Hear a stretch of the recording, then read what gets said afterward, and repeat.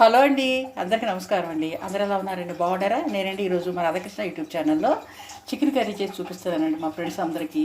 Chicken అండి ముందుగా శుభ్రం చేసుకుని ఇట్లా ఉప్పు కారం నూనె వేసుకుని ఇలా కలిపేసుకుని ఒక 10 నిమిషాలు పక్కన పెట్టేసుకోవాలి. నెక్స్ట్ వచ్చేసి ఉల్లిపాయ ముక్కలు నూనెలో వేసేసాను కదా.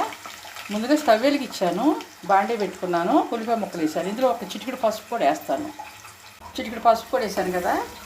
మా రాధాకృష్ణ యూట్యూబ్ ఛానల్లో నేను ఈరోజు చికెన్ ఫ్రై చేస్తున్నానండి. మరి అది ఎలా చేయాలి, అందులో ఏమేమి వేయాలి చేసి మా ఫ్రెండ్స్ అందరికి చూపిస్తాను. మా ఫ్రెండ్స్ కూడా చూడటానికి మరి సిద్ధమైపోయారా?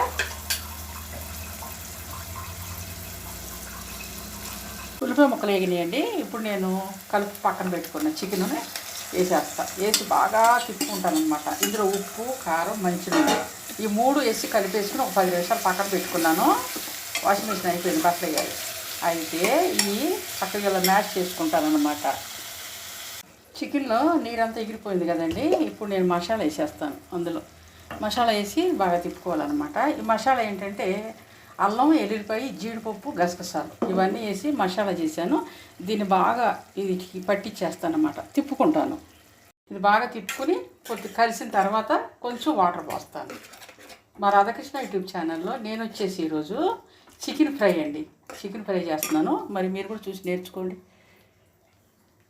అల్లం ఎల్లుల్లిపాయ వేసి ఇందులో వేసాను కదా. ఇప్పుడు కలిసిపోయింది. అల్లం వేసినాక ఏంటంటే అడుగు ఉంటుంది అనమాట. మనం ఎమ్మటే వాటర్ పోసేసుకోవాలి.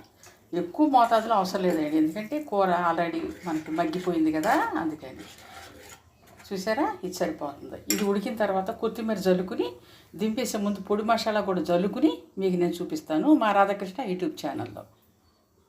పులుసు అంత దగ్గరికి వచ్చేసింది కదా. నేను కొద్దిగా వాటర్ పోసాను, అది దగ్గరికి వచ్చింది. ఇప్పుడు వచ్చేసి పొడి మసాలా చల్లుకుందాం. కొత్తిమీర కూడా జల్లేటప్పుడు చూపిస్తానండి మీకు నేను.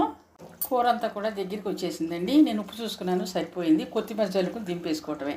మా రాధాకృష్ణ యూట్యూబ్ ఛానల్లో నేను చేసిన ఈ చికెన్ ఫ్రై అండి.